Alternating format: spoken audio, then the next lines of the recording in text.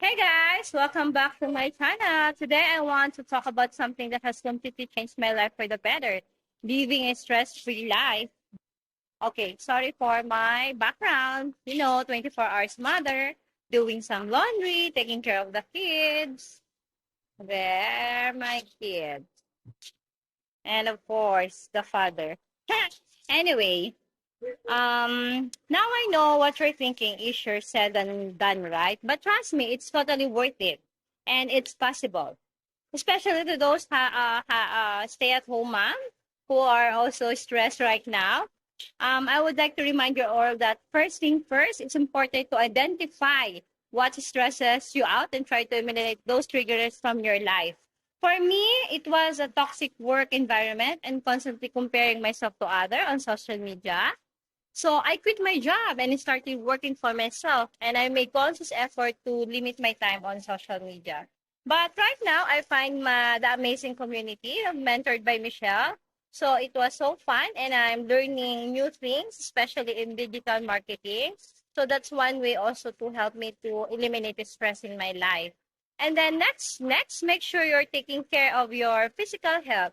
So currently, I'm challenging myself 90 days to lose some weight. I'm going back to my track. And then I do exercise regularly, eat healthy foods, and get enough sleep.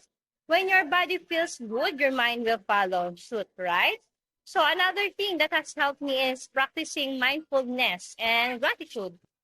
Taking a few minutes each day to meditate or simply reflect on the good things in your life can really shift your mindset and help you stay positive.